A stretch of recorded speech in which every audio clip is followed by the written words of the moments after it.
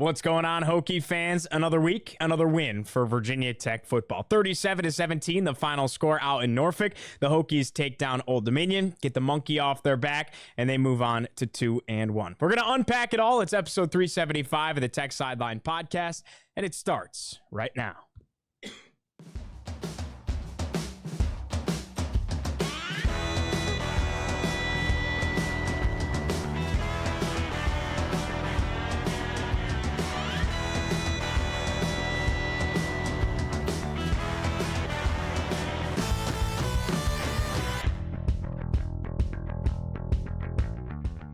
Recording on a chilly Monday morning, September 16th, 2024, from our high-tech studio in the Virginia Tech Corporate Research Center. Remember to like, subscribe, refer the show to a friend, and head over to techsideline.com to check out our extensive editorial content. Subscriptions are just $12 a month, and again, if you're a Virginia Tech student, your subscription is free.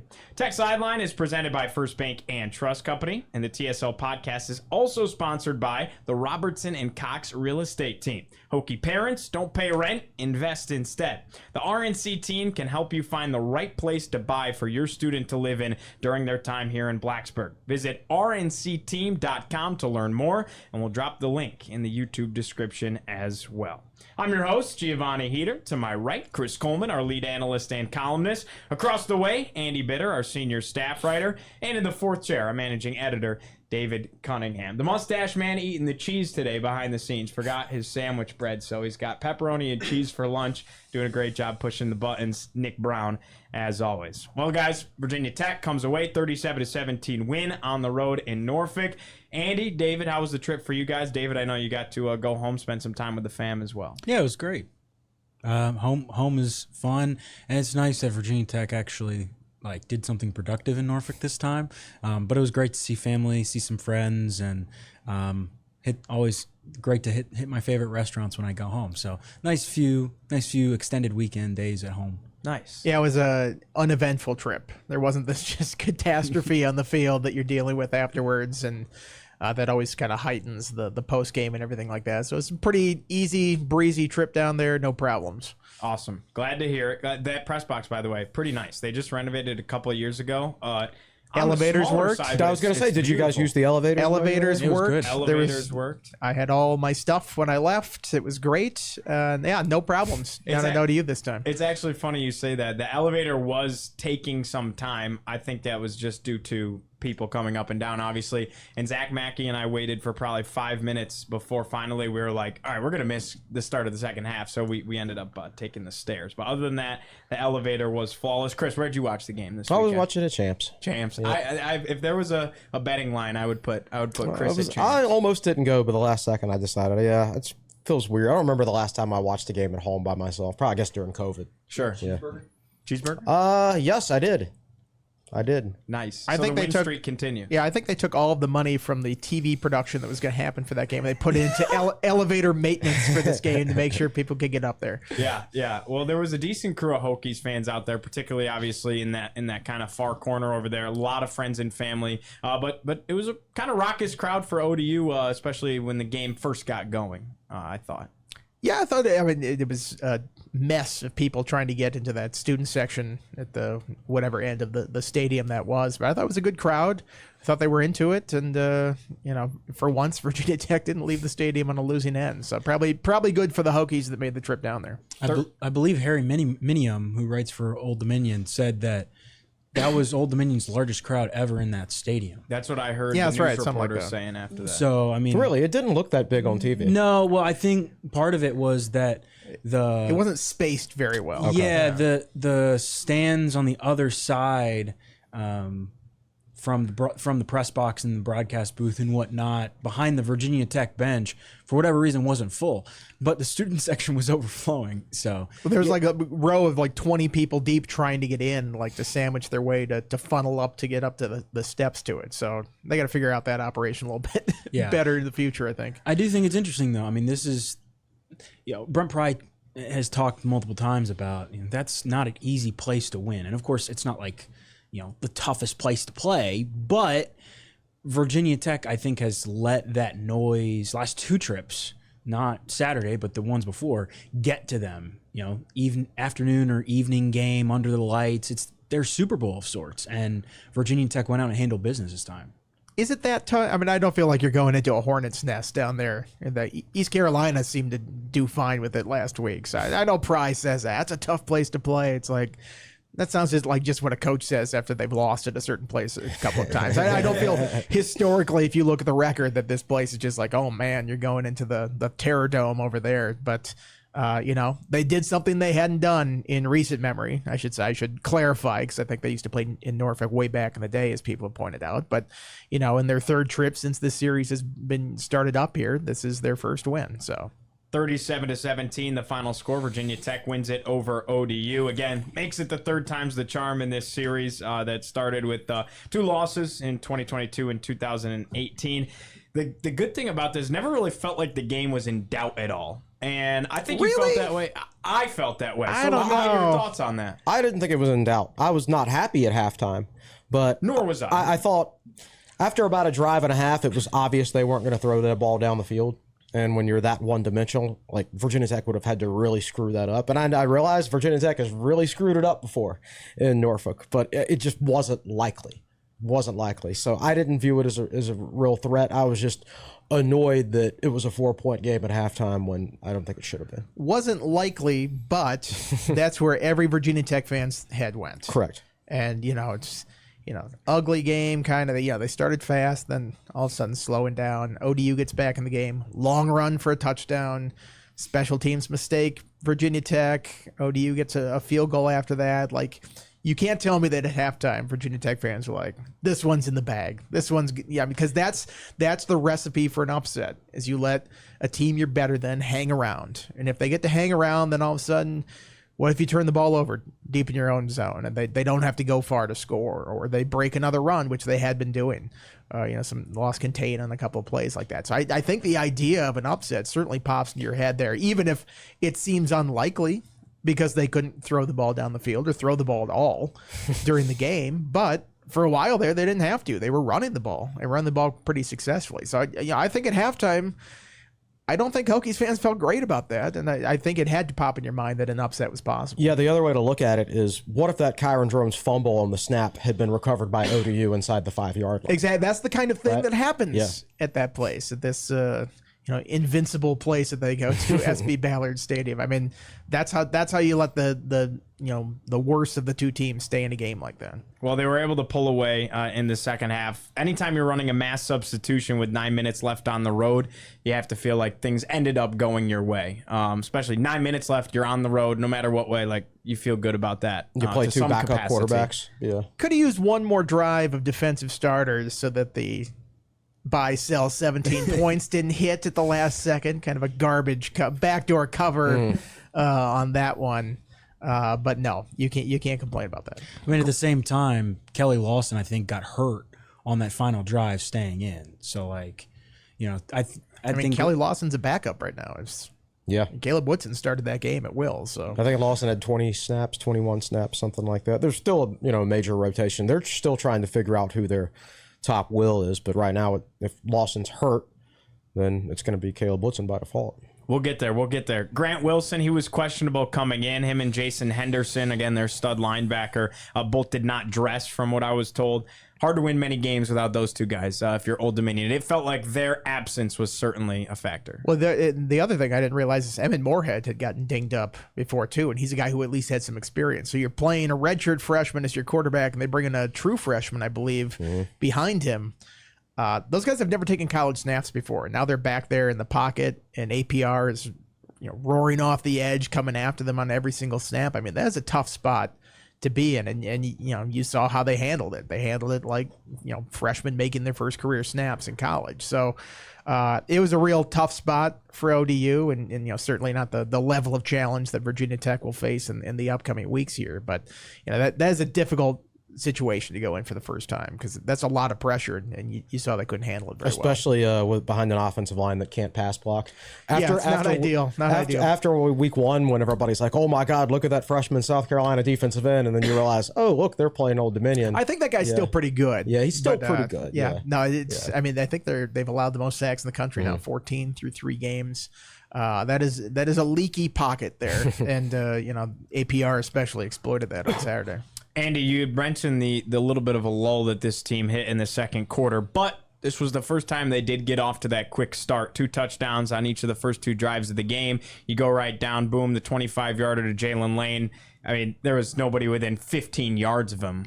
They were too focused on Parker Clements doing jumping jacks out there, lined up out wide at the receiver spot. I mean, he was still not an eligible receiver being out there. But him stepping back off the line and doing the distraction play, 3 ODU guys basically just sat there watching him. Like watching him do, exercise out there, doing jumping jacks, and Jalen Lane standing in the end zone by himself with nobody around him. So, pretty, good play design. We get on these guys, they're like, it's the same plays over and over, and they don't execute. Well, that was a pretty, well-designed play and good execution. They're in the end zone, and, it's 14-0 right away. I mean, fans had gotten on them about the slow starts. You got to come out of a game fast. They're like, okay, we'll start the game fast, then have the lull in the second quarter instead. But, you can't say that they didn't start this game fast or were unprepared for what they were going into, because they look great those first 2 drives. Yeah, I would say if I had anything to say to Old Dominion defensive backs, it would be the next time you have to decide between covering number 70 and number 25, and it's even a thought in your head, what do I do? Probably just go ahead and cover number 25 rather than number 70 would probably be the best idea. Never throw the ball to your offensive lineman. I think UVA proved that a couple years ago. Even if Clements got behind him and it was technically a lateral, just don't do it. It's not going to end well. But yeah, throwing to Jalen Lane just seemed to be a very fruitful thing in the first quarter. It was, and that was my positive takeaways, was the start by Virginia Tech. We complained about them only playing one half of football in the first 2 weeks of the season, and while they didn't play 4 quarters this week, they played 3 good quarters. Getting closer. Exactly. It was a step in the right direction. So from that standpoint, they made progress. Passing game was good in the first quarter, 6 of 9 for 127 yards and a touchdown in the first quarter. And then, they really took control of the game on the ground with both Tootin and drones. I mean, they just ran over ODU, which is what you would expect. ODU's, they cause a lot of havoc in the passing game, and we'll get to some other Tech passing stats later.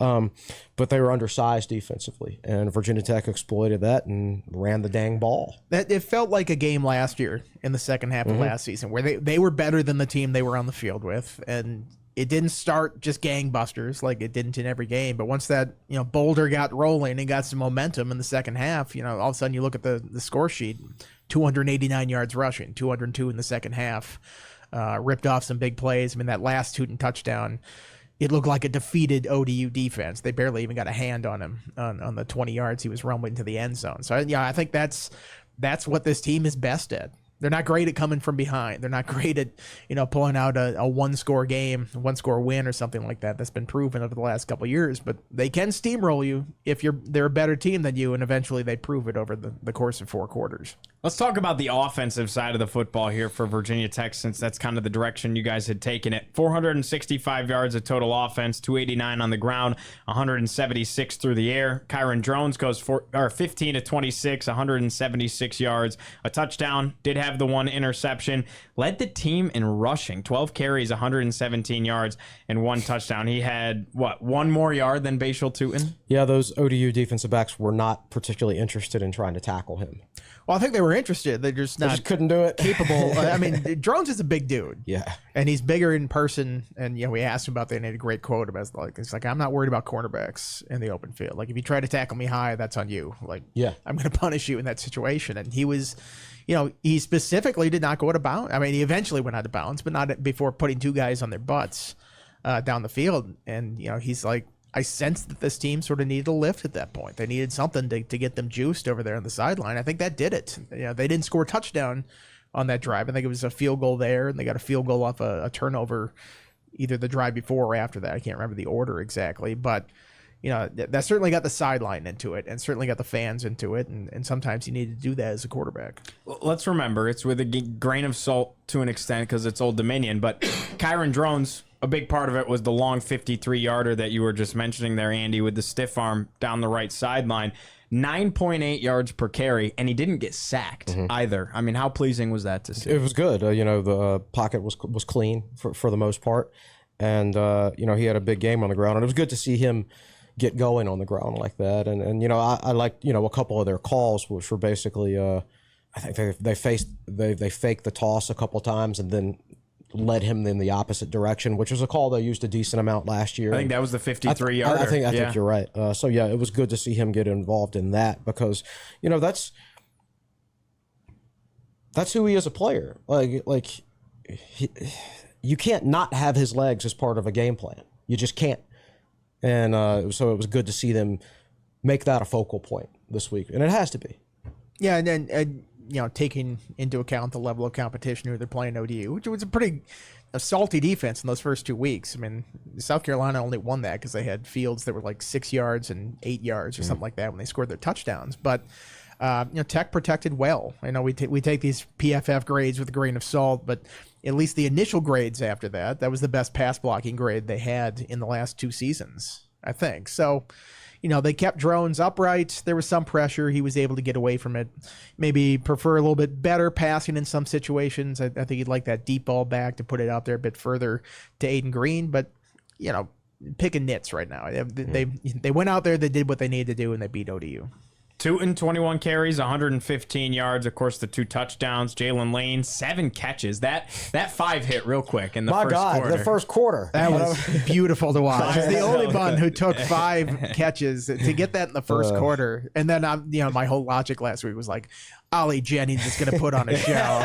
I did say, I'm like, I'll take it if anybody else gets it. If they want to throw a bunch of screen passes to Jalen Lane. They weren't necessarily all screen passes, but man, he was active. And, you know, we asked Pry about him after the game. He's like, you know, he didn't practice a lot in the preseason. He was nicked up. You saw that in that Vanderbilt game. He was limited. They didn't have him back on punt returns, even though afterwards he said he wasn't. You know, Pry came out and said it. It's like, it's all right if the coach comes out and says it. You can say that you were injured too. But he looked healthy. He looked fast. And man, if he's playing like that, you know, we'll see how Ali is after he got a little, you know, some aggravated something and didn't play in that second half. I mean, if they can get all those receivers healthy at the same time, there are a lot of weapons out there. And you know, Lane might be, I don't want to say the best, even though I wrote that in my 5 thoughts. It seems like it's sort of a rotating cast of who is the most effective guy there. But he is just a reliable option in that slot. And he's always seems to be open. Even when he gets the ball, he's capable of, you know, yards after the catch, making a big play. Just very impressed with him as an offensive weapon. You had mentioned Ali was battling some of that nagging discomfort. Coach said that he was disappointed after the ball game in the press conference because he was limited. 2 catches, 26 yards. Anything on that? Because Ali did have the big play against Vanderbilt, but was kind of a non-factor against Marshall as well. Yeah. Every year you're like, when do you want the bye week to come? And I wish Virginia Tech actually had a bye week this week. I'm looking around. Rutgers had a bye week this week. Marshall had a bye week this week. Virginia Tech, I would like to have a bye week right now to get a guy like Ollie Jennings and Bishal Tootin healthy. Xavier Chaplin. So it's Chaplin, McDonald, you know, a number of those guys.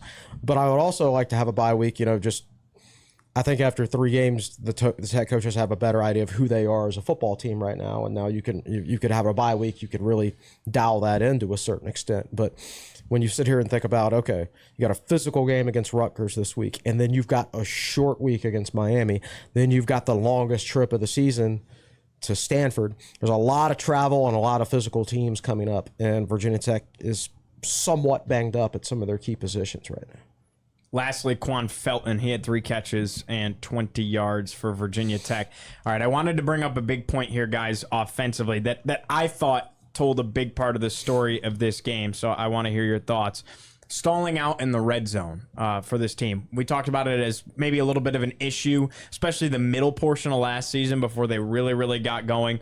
Tech went 4 of 5 in the red zone, and the one unsuccessful spot was that tipped field goal. Brent Price said that it was tipped, but 2 for 5 as far as touchdowns go. Some numbers for you. Nearly 1 for 5 because it took a 4th down quarterback sneak to get that second one.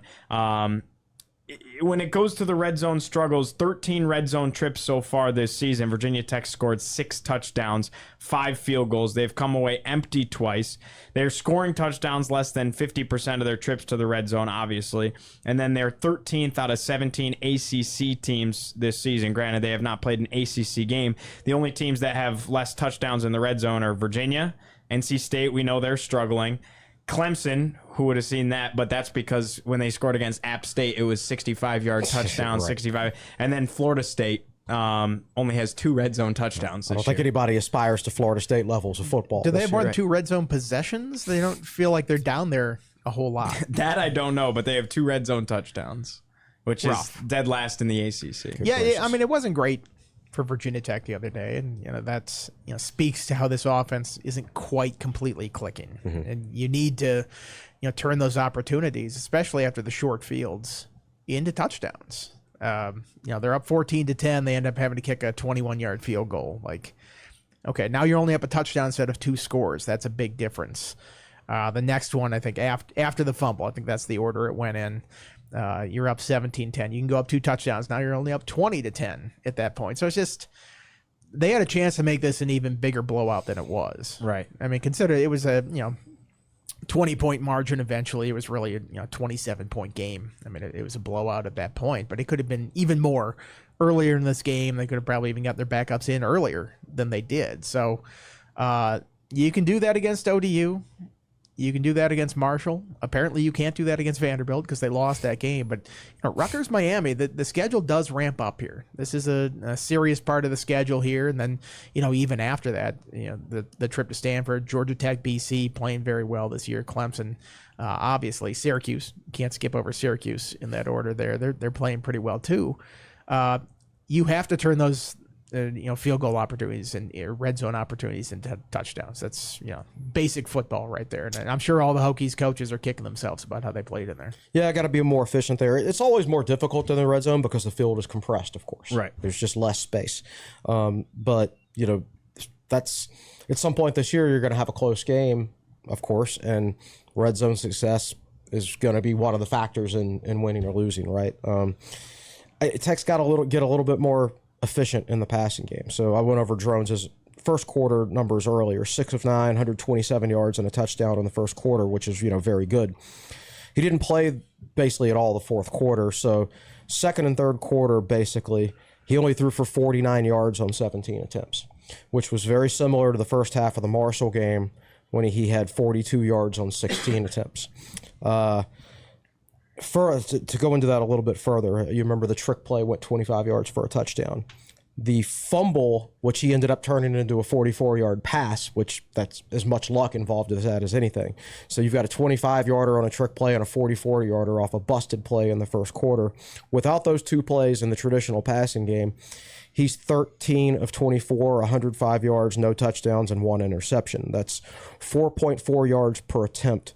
To put that in perspective, the number 100 player in the country has a 6.2 yards per attempt average.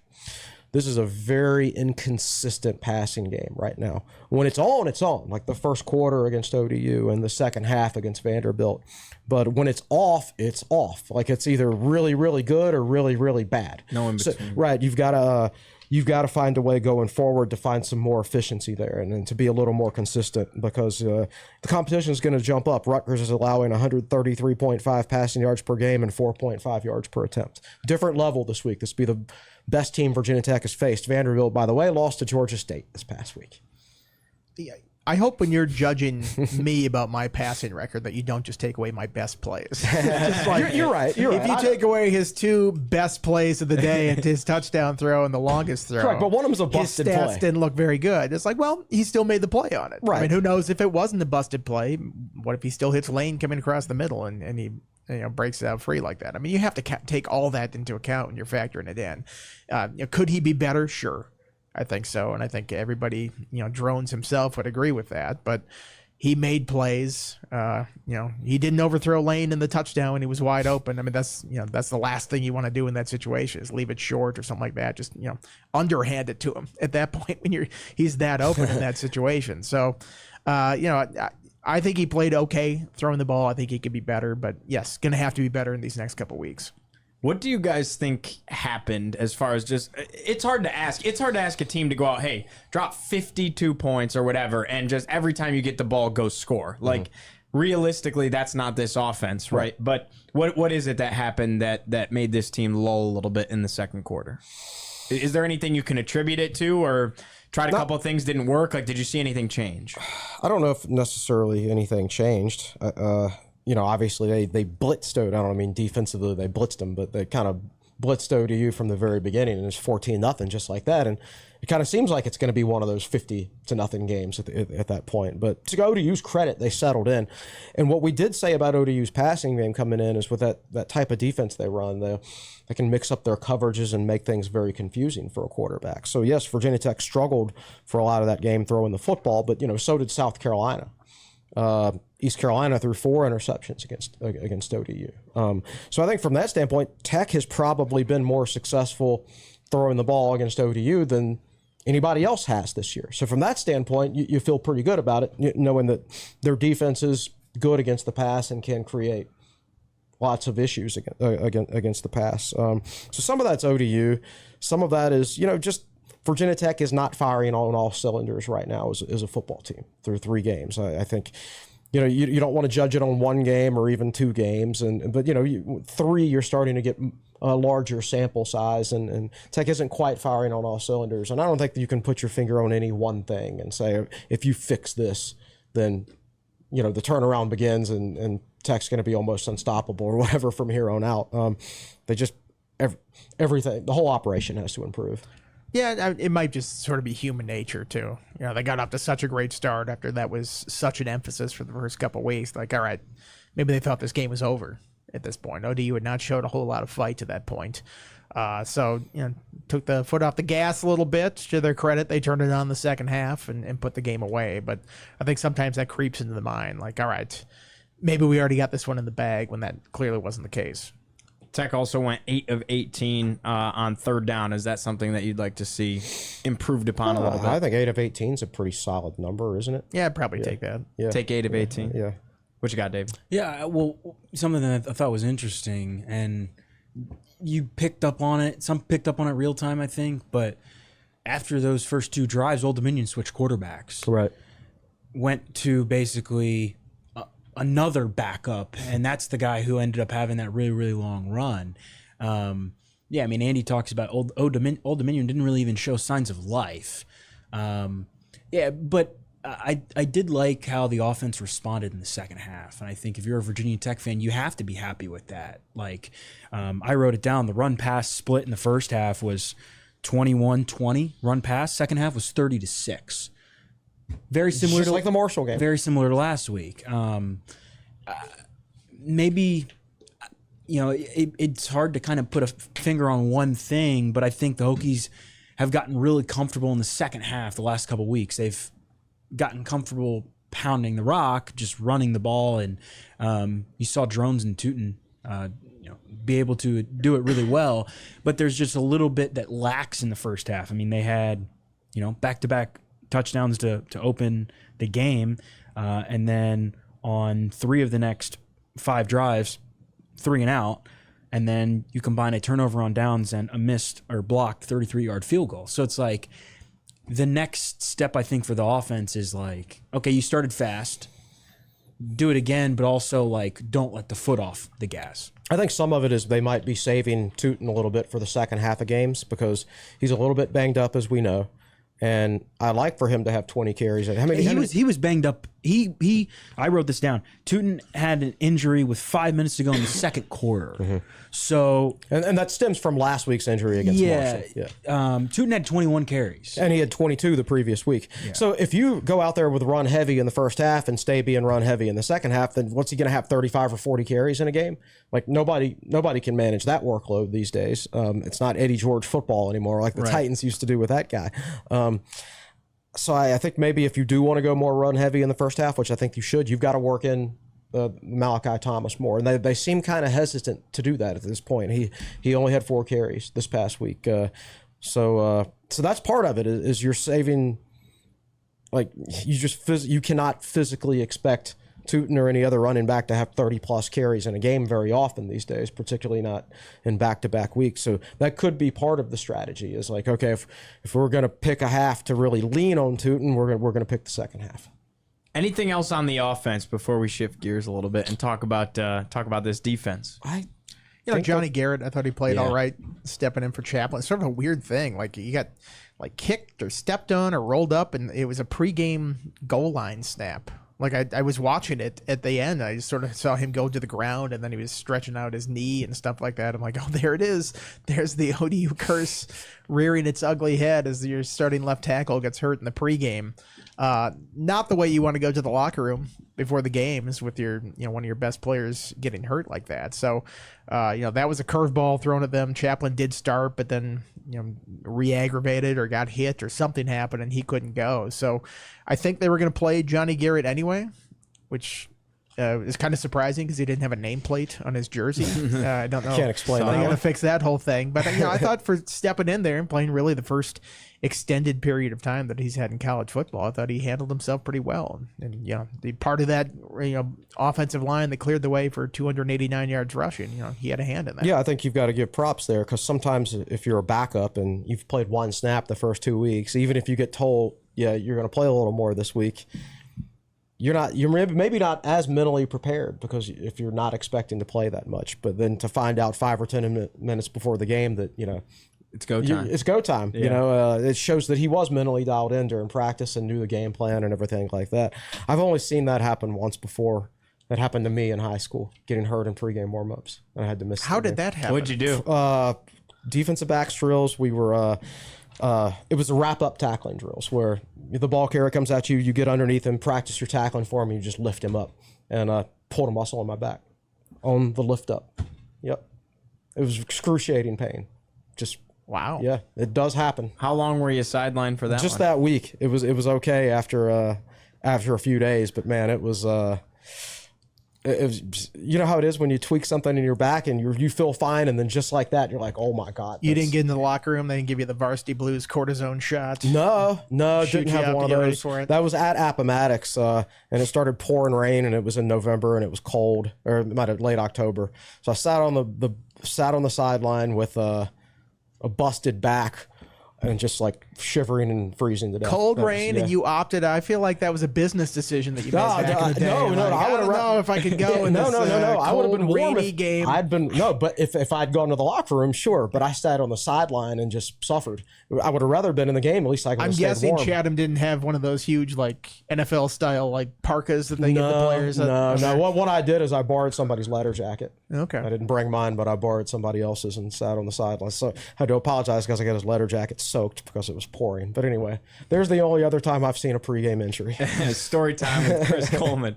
What you got in the fourth chair, David? Yeah, I've got some trivia. Well, I've got a couple trivia questions, but I'll start with one for now. One of the things we've seen lately is Kyron Drones and Bashal Tootin both being dynamic. It's the second time they've both had a 100-yard game together. The Tulane Military Bowl was the other one. I went back and looked since 1987, started Frank Beamer era, and only 2 other duos have had multiple 100-yard games at the same time. Can you name them? One duo did it twice. The other duo did it 3 times. Vic and Suggs? Vic and Suggs did it one time in 2000 against Boston College. That was the only time that duo did it. Vic and Stith? No. Vic. Wow, really? It was not Vic. Okay, oh, no kidding. Tyrod. I was going to say Tyron. Tyrod and Ryan Williams. No. What? See, I would have thought like a Brian Randall would have, because they leaned on him a lot sometimes to carry the ball that much. Hendon maybe? No. So I'll go down in chronological order. So before Drones and Tootin did it in the Tulane Bowl game, the last duo to do it was Blackshear and Burmeister in the 2021 UVA game. No. Right, and because that's the week after Blackshear got 2 carries against Miami, and the coaches were like, "Well, probably should have given that guy the ball Okay. more. He is in the NFL after all." Before That that, was what year was that? 21. 21. So Burmeister's last game and the week after. Remember, they benched Burmeister the week before too. Yeah, the week after they and, gave and I Blackshear think 2 they carries. realized For well, that's Blumreich, I probably a think. bad idea. Yeah. I'm just going down in chronological order. Or I guess reverse chronological order. Before that, Boston College 2020, Hooker and Herbert. That was the lone time Hooker and Herbert were involved. You have to go 10 years before that to NC State 2010, Tyrod Taylor and Darren Evans. Darren Evans. Okay. That was the only time either of those guys were on the list. Marshall 2009, David Wilson and Ryan Williams. Only time those two guys were on the list. The last duo to do it in 2005. Can you name them? 2005. Brandon Orr and Mike Emo. The other one. Orr and Humes. Orr and Humes. UVA. Cedric Humes UVA. and Brandon Orr did it twice against North Carolina and UVA in the same season. Before that, That was the last 2 games of the season. They did it in Was back-to-back that games. like 52-17? What was the score of that UVA game? Was 52-14. absolute blowout. Yeah. I covered that one. I was covering UVA at the time. George Bell was in the game for one drive and rushed for like 75 yards, and Tech took a knee like on the 3-yard line to end the game. It was just a complete. Anyway, and then the only duo to do it 3 times, 3 games in 2002. Suggs Suggs and and Jones. Jones, yeah. There you go. Untouchables. So that's kind of the. I think it's interesting that we've talked a little bit about Tech finding, like Chris, you wrote a little bit about finding an offensive identity. We know what it is. It's running the ball, and I think, Tech 21-20 run pass ratio in the first half. Like if, again, you don't want to over carry, but I thought in the second half. Like, obviously, you're running the whole half because you're up and you're trying to chew clock and whatnot. Probably didn't throw a pass the whole fourth quarter. And it's working. Yeah. But at the same time, if Tech can establish some runs and get some big runs, and when I look at my tracker for 20-plus plays, Tech had one run of 20-plus the entire game. That was Kyron Jones' bowling ball of a run. Tech had 4 runs of 10-plus. But if Tech can move the chains on the ground early, I mean, that is a pretty strong duo there in Drones and Tootin. Like, historic duo a little bit, if you will, in Virginia Tech history. So it's like, can you continue to get those guys involved in the ground? That's the first time we've seen Drones really do anything like that this year. They had at least 2 20-yard runs. Tootin had a 22-yard touchdown run, so at least 2 runs. Right. Oh, yes. Okay. There you go. It's still not that many. Well, as always, Tech Sideline is presented by First Bank and Trust Company. As our presenting sponsor, First Bank and Trust Company's support has been invaluable to TSL, helping us to bring you all the great content across all of our platforms. They offer a variety of checking and savings account options that are sure to meet your banking needs, including free checking. Visit firstbank.com to find the account that is right for you. Let's talk about this defense, shall we? We've been talking a whole lot about the offense, but in a lot of ways it felt like the defense dictated this game. We mentioned that Grant Wilson, questionable coming in. He did not play. Colton Joseph had the start. They ended up pivoting 2 drives into Quinn Hennikel, and neither had ever attempted a collegiate pass, and it showed. Virginia Tech held them to just 50 passing yards on the day, a 6-for-14 clip combined. As I was trying to make out the names on the wonderful ESPN feed on the television screen, I'm like, Heineke. Don't tell me they've got another Heineke. Yeah, I thought it was Oh, Heineke no. at first, too. I'm like, oh, he's got that But in the family there. not quite so good, so well for as far as quarterbacking goes this time around for ODU. No Taylor Heineke back there. Once it became clear that they were just terrified to throw the football, there was only one thing they had a chance to do, and that's run it. And it's one of those games where 95% of the game for defense for Virginia Tech was very good. Even elite sometimes, but like the other 5% was like pretty bad. So ODU ran for 243 yards. They had only run for 203 yards in their first 2 games combined, and it only averaged 2.7 yards per carry. If you go back the last 2 weeks for Virginia Tech, Tech has allowed, all right, so they allowed 145 of the 243 yards on 3 carries against ODU. 69 of Marshall's 147 running yards came on 1 play. So let's combine the last 2 games together. Those 4 big plays netted 214 yards for 53.5 yards per carry. The other 61 carries, which do include sacks, but other 61 carries, 176 yards, 2.9 yards per carry. Most of the time, the Tech run defense is doing its job, but when it doesn't, it's resulting in huge chunk plays. Like, I don't think ODU would have scored, or even Marshall. I don't think they would have scored a touchdown without those big plays, of course, and that's part of it. But it's one thing, you can do that against Marshall, you can do that against ODU, you can't do that against Miami, you can't do that against Rutgers, and it's little things. They benched, I think, C.J. McCray in this game after 4 snaps because it seemed to be that he crashed in on the running back when he was responsible for the quarterback, and boom, 65 yards for a touchdown. And then you had run fits where just as simple as the linebacker attacks the wrong shoulder of the blocker, and that was their 32-yard run to set up their last touchdown.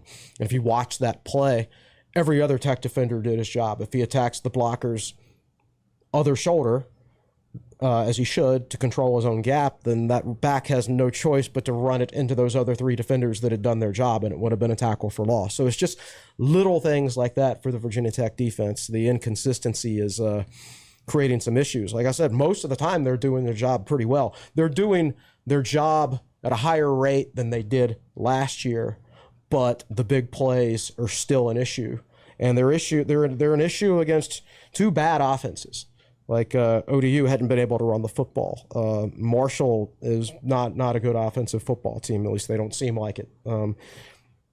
Very pedestrian running backs on both teams. And the running back they face this week will make these ODU and Marshall running backs look like JV running backs. So I think we've seen progress from the Virginia Tech defense this year. But at the same time, those same old issues from last year to a certain extent are still there. Just sometimes losing your focus on your assignment, and at other times just using the improper technique with your run fits. I agree with that. I do think you sort of have to look big picture at this whole thing, step back and 10,000 foot view of this. They gave up 293 yards in the game. That's pretty good. A lot of the rushing yards they had, tail end, they went down the field, racked it up against Tech's backups. They gave up the one long touchdown run. I think it was a 65-yarder. 65 by the 65. I think Bryce Duke had another run up the 48-yarder. 48. 48. So, And and those are the 2 big runs when the game was still a contest. But that's really all they gave up in the entire game. The third quarter, they gave up 0 yards. Tech outgained them. I think it was 114-0. So it was a pretty strong defensive effort for the most part. And we can nitpick the rushing situation. We can say, yes, of course, Kyle Monangai coming in here for Rutgers this week.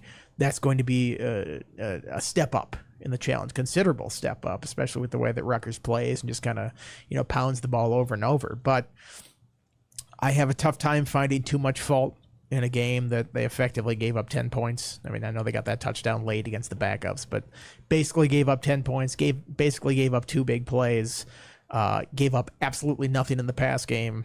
Ferocious pass rush, APR with 4 sacks. I mean, I feel like there are more positives in this whole thing than maybe perhaps we were talking about. And that's where I was about to go with it, is we've kind of gone below the headline, and let's go ahead and dive into that headline a little bit. 5 sacks on the day for the team. Kelvin Gilliam had the one. He broke out an awesome celebration after as well. And then APR had 4. 7 total tackles, 6 solo tackles for APR, 2 forced fumbles, 1 fumble recovery. You're a different monster when you force the fumble and then fall on top of it at the same time, all part of a sack. 4 tackles for loss, obviously it was the 4 sacks. The only Tech player to have 2 4-sack games in his career for Virginia Tech, the only other one, Hall of Famer Bruce Smith, and he was there. He was on the sideline Was he really? in Norfolk. Was, yep. So that was pretty cool. 3 of the 4, I don't know where Morgan Roan was for this game, but J.C. Price was on the sideline, Bruce Smith was on the sideline, and Antoine Powell-Ryland on the field. Going into that, he had to be just licking his chops. Sure. But I mean, he had to see what that South Carolina guy did to the edges on this ODU offense, and he had a 4-sack game last year against Wake Forest, and really kind of similar situation where they're out big.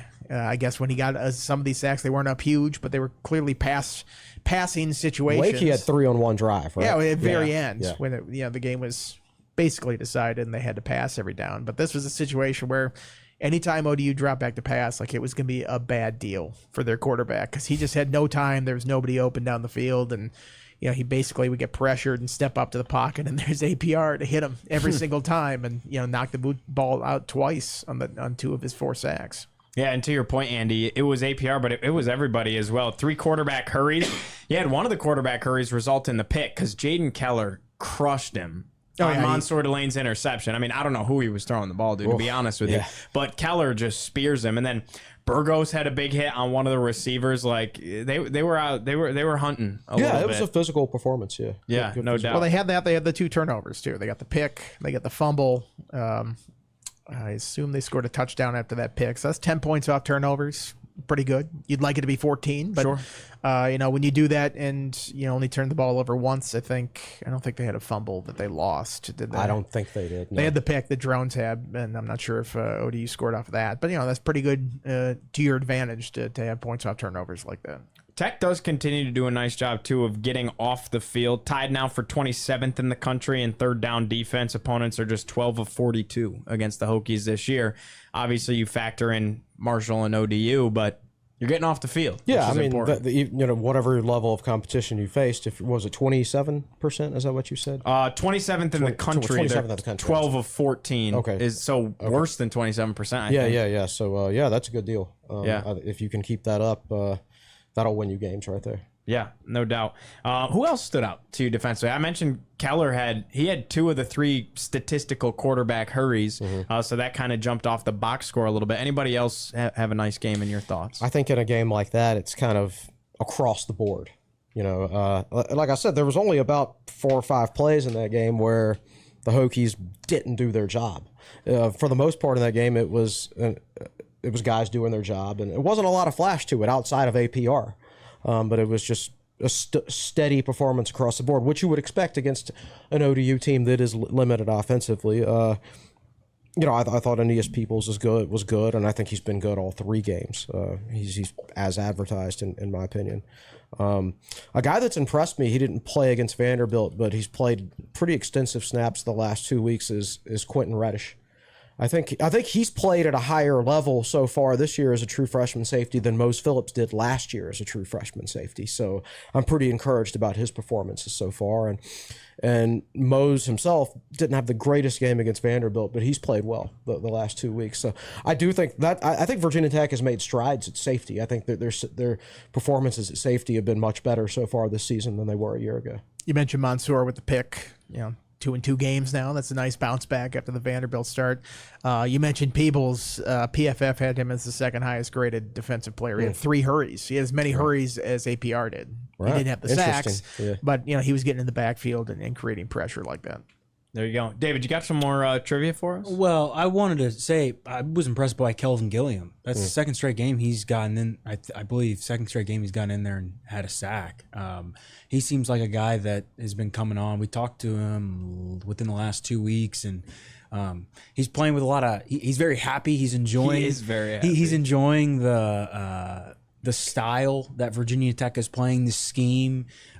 J.C. Price said, I think he's having the most fun he's ever had playing college football, and I think you're seeing it. He's a guy who busted through the line and had a big play there. The thing that impressed me, I think, the most across the board about the defense is, like Chris said, it was a team effort, and they did their job for the majority of the game. I mean, Old Dominion punts on its first 3 possessions, scores on the next 2, but Tech did its job every single drive in the second half except when the backups were in on that final drive. So it's like there are very few things, as Andy would say, very few nits you can pick with this team. Something I did think was interesting, I looked it up. This is the 4th most rushing yards Virginia Tech has given up under Brent Pry. The 3rd most is 256 from Rutgers last year. 282 Florida State is the 2nd most, and then going back to Pitt game, Israel Abanikanda. Yeah.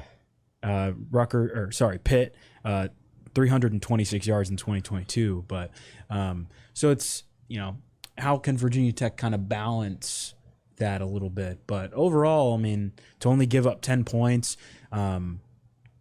listening to some of you guys talk in the press box after the game, that was the fewest passing yards Old Dominion ever had in a game. No kidding. So the pass defense has looked pretty good so far. Delane obviously had the pick, but it's going to be a different challenge this week. Yeah, good point about Gillum. I think when you look at him, actually you look at the entire defensive tackles, I think that group has been Virginia Tech's most consistent position on defense so far this year, which was kind of what we expected. That was the storyline going into it, that those guys were playing at a high level in the preseason. Yeah, but there was always a question because it was new pieces. how are they going to fit? Do all these transfers come in and play together well? And I guess maybe the only surprise in that group is that I thought Copeland would have a bigger role than he's had so far. But, Peebles, as advertised, Gilliam's played well. Fuga and Panay, I think, has played better than I thought he would, too. Panay I thought Panay really stepped up. Panay is flipped with what I thought. Copeland. I thought that their snaps would be flipped, but Copeland has played well when he has played. So overall, I would say solid effort from that group. How are we feeling about this team health-wise? I kind of walked out of there feeling, well, we were a little unscathed, all things considered, because Chaplin, even though Chaplin and Jennings don't return to the game, Tootin, banged up, continues to play. Gosnell was back in there after he got banged up and went down. Doesn't seem to be anything. These are like nagging things. This doesn't seem to be long-term injury. So how are we feeling health-wise? The number of injuries I feel good about. It's who was injured, specifically Tootin. We talk about Virginia Tech has to run the football to be successful. If he's limited, now obviously we see how good he is even when he's a bit banged up. But if his injury drags out, and if it's some kind of an ankle injury, like you're going to get hit on your ankle during the course of a game as a running back. And, he's going to have a lot of carries. And there's going to be a lot of chances these next few weeks for that injury to get worse even. So that's the concern, is if he had to miss a game or if he becomes extremely limited, how would the Virginia Tech offense function without him on the field? Yeah, I mean, if he was in a blue jersey last week in practice, he's going to be wearing one of those sumo suits this week. Like, there's no way that they're going to let him get hit in any kind of meaningful fashion, nor should they. You got to preserve those guys, especially get them to the open week coming up here, but that's still 3 weeks away at this point. The Chaplin one, I think if you get hurt in pregame bad enough that you can't really go in the game, that's got to be concerning. Don't know what the deal is with Jennings. Kind of unclear exactly what was bothering him in that, but he has the history of injuries. I think that's where it becomes concerning with him. But more injuries than you would like in a game that you win by 3 scores like that. Big one coming up against Rutgers. Of course, we're going to preview it on Thursday, but want to tease this for everybody. We've been talking about it just a little bit. I mean, how big is this game? It feels like we're going to learn a lot about this football team on Saturday. It's one that I've had circled since before the season for one specific reason. Rutgers has everything on their team that gave Virginia Tech trouble last year. Like, their style of play was Virginia Tech's kryptonite last year. Just a really disciplined defense, really well-coached defense. And offensively, they got a great running back, a good offensive line, and they pound the ball. And they're going to run the ball a lot, and they've got even more running back depth than they did last year. I think Monangai's backup, who's a freshman, has had some good games so far this year, and Monangai himself is a monster. We all know that. He didn't just have a big game against Tech last year. He rushed for like 150 on Ohio State. So he's done it against really good teams too. So these running stats right here. So Virginia Tech for the most part has been good against the run outside of 4 or 5 plays the last 2 weeks.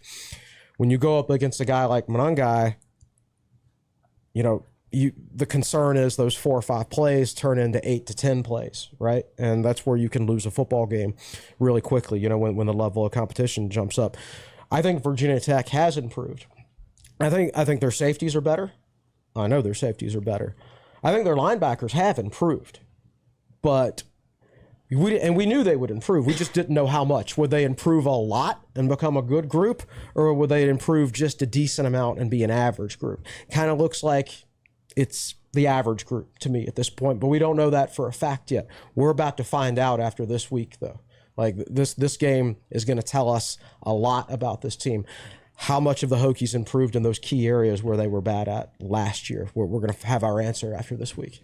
Yeah, it's a big game, and it's one that can sort of end this seesaw that the Hokies have had for the last 4 years. This is a stat that David Teal tweeted out today. Virginia Tech's won 2 straight. They have not won 3 straight games in the same season since 2019, which is hard to believe. You go back to, they had 2 3-game winning streaks that year. Now, they had one at the end of 2020, the UVA game to end that one, the first 2 of 2021. But same season, have not had a 3-game winning streak in 4+ years now. And, a little trivia, I went back and I looked up, can you name the 2 other power conference teams that have not had a 3-game winning streak since the start of 2020? Vanderbilt. Vanderbilt has won. Missed opportunity. Missed on opportunity Saturday. against Georgia Could have State beaten this Georgia past State weekend. as Virginia? I think 10-point favorites. They lost that game. Virginia, no. Virginia has won 3 in a row. Washington State. No. I bet they were They're 3-0 last right year. now. That's right. They did get a lot better last year. I'll give you a hint. The team is in the ACC, and they actually started the season well. So you might not think of this team, but they used to have a really bad coach. Georgia Tech, correct? Jeff Collins. That makes a lot of sense. You're not going to win 3 games in a row when you're only winning 3 games a season for a couple of seasons there. And last year they were up and they were down. And if you were a ranked team, they would beat you, and then if you were Bowling Green, they would lose to you. And we go back and forth like that. And even to start this season, they had a nice win to start the season, and then they lose to Syracuse. So haven't had 3-game winning streak since I think you have to go back to 2018 for Georgia Tech. So a little bit longer than Virginia Tech. Vanderbilt, you got to go back to 2017. They really, oh man, that SEC schedule is coming up for Vanderbilt. That was the opportunity there. Yeah, Georgia State, man, that's a tough crowd right there. But they beat Chattanooga by all of 3 points, right? And then they come out and beat Vanderbilt. Good job. If you're Virginia Tech, like this is the chance you can get that monkey off your back too. I mean, that's been something about this program. It's just like, even when they found a little bit of success, it's 2 steps forward, 1 back, or 1 step forward, 2 steps back. I mean, it's always back and forth with this team right now. This is a chance to change that. And the other thing is, look forward to the schedule. Miami's the next week, right? Miami looks like the class of the ACC right now. Now, the last time I thought Virginia Tech had no chance to win a football game at Miami, they were up 28-0 at the end of the first quarter and went on to win. So you never know about the Hurricanes' level of inconsistencies. But let's go out on a limb and say Virginia Tech's going to lose at Miami. Okay. That means if Virginia Tech doesn't beat Rutgers this week, they're going to be 2-3 after the Miami game, probably. And in a season where a lot of people picked them to go either 8-4 or 9-3. I think we all pretty much had them at 9-3, right? That would not be an auspicious start to a season where everybody felt good about the season, right? So, sure. And then after that, you've got, at Stanford, which should be a win, but it's a long trip. And, Syracuse is a better football team. Georgia Tech is well coached. You've got Clemson in there. BC, obviously, seems like a good team this year. The schedule's looking a little tougher than it originally looked before the season started. And when you come out and you drop that game to Vanderbilt, you put yourself behind the 8 ball a little bit. So if you lose to Rutgers, then you're staring a 2-3 start right in the face. And that would be very disappointing for the fan base, I think, considering the preseason expectations. So that's another reason why this game is important. Chris, it sounds like you're trying to go 2-0 or 1-1 and not 1-0. I know. I think the mentality is 1-0. Is that what it's supposed to be? Beat Rutgers. Brent Pry would be all over you right now. I'd schedule for. I'd take 1-1. If you guarantee me right now 1-1 over the next 2 weeks, that's a less catchy phrase than trying the 1-0 mentality. The 1-1 mentality is pretty defeatist when you think of it in the big picture. Try to go 1-0 on the next play if you really want to break it down. There we go. Like, don't judge wins or losses on every snap. What you got, David? You guys want more trivia? Nobody said yeah. Damn, Yes. I'm always up for trivia. I'm disappointed. So this is courtesy of my good friend Shelton Moss, friend of the podcast. Chris has read his stats out here many times. Shelton has a college football database, history database, and we were texting about it the other day. Virginia Tech currently has the longest Power 5 non-conference win drought at 11 games. Andy, the last time Virginia Tech won a Power 5 non-conference game was West Virginia in 2017. Wow. That is correct. The team that had the previous long in terms of time was who? They lost 2 weeks ago, or they won it 2 weeks ago to snap it. Vanderbilt? No. They are a Big Ten team. They won a couple of weeks ago? They won 2 weeks ago. A big win. They have a quarterback who acts like Patrick Mahomes. Oh, Dylan Rayola in Nebraska. Nebraska. Wow. Nebraska Well, beat that gave it away. Nebraska beat Colorado. Are we counting that as a big time win out of Colorado? It Count. The, I know. nation, I know. the I'm nation just saying. spotlight was I'm on just it. saying. I hear your point for sure, but the nation they spotlight won a was definitely they on beat that game. they snapped their Power 5 non-conference win drought. Virginia Tech dates back to, again, 2017 West Virginia. Can you name? We'll play this game. Can you name the Power 5 teams Tech has lost to in that time? Vanderbilt. So many. Vanderbilt, They lost to West Maryland in Virginia. the Pinstripe Bowl. correct. They lost to Oklahoma. West Virginia, Oklahoma State is in that group. Oklahoma State was the first one. Notre Dame is in that group. Notre Dame is in there 3 times, and West Virginia is So also we're in considering them there Power 5. 3 times. Yeah, Yes. power Yeah, conference. yeah. So you're missing 3. West Virginia was in Kentucky. What did we say? Kentucky. Kentucky. Kentucky Belk Bowl. You're missing the 2 from last year. They lost to Rutgers. And Purdue. there you go. One of the craziest things is, in terms of time, the team below Tech that in terms of longest drought is Indiana. Now, Indiana's last Power 5 non-conference win was 2018. Was that against UVA? I don't know. I didn't ask him to look They that. did have a series against UVA. I didn't ask him to look that up. and their stadium has the same architecture as yes, ours. just like Wake I Forest. did ask I'll tell you, I don't know who they play, but Indiana has looked pretty sharp. UCLA. so far Yes, this they beat year. UCLA, So but is that was a Cignetti. conference That game. dude can coach. He can. No doubt. He is cocky, but he can coach. Like, if you can back it up, I'm impressed so far.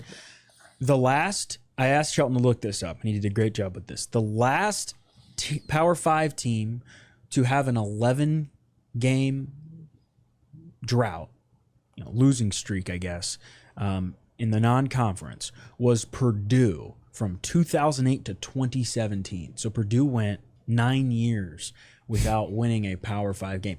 And so I pose this question. All that said, is this the week that Virginia Tech turns it around? Hope so. I sure would love to hope so. It's going to be tight. I think they might have to, change their record in 1-score games to be able to do it, which it might be a tall task, but yeah, it will not be easy.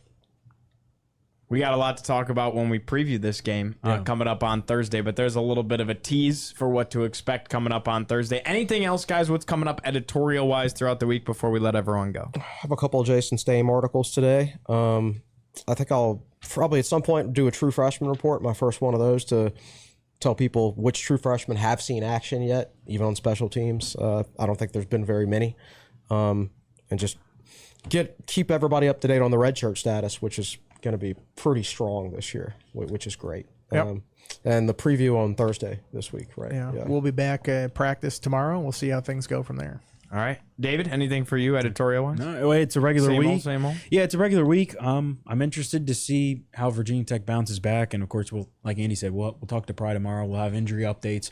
I'm sure when we watch practice on Wednesday, Bashal Tootin will be in bubble wrap of some sort. Yeah, there we go. All right, well, time to reload, lock back in because a big opponent coming up on Saturday. Rutgers is in town. We'll preview it on Thursday, but for now, that wraps things up for episode 375 of the Tech Sideline podcast. Thanks as always to our presenting sponsor, of course. In we got a new sponsor ad read up at the top of the show today, so worth going up there and shouting out RNC team, of course, Robertson and Cox Real Estate, and then always First Bank and Trust Company. For Nick Brown, David Cunningham, Andy Bitter, Chris Coleman, I'm Giovanni Heater. We'll see you Thursday.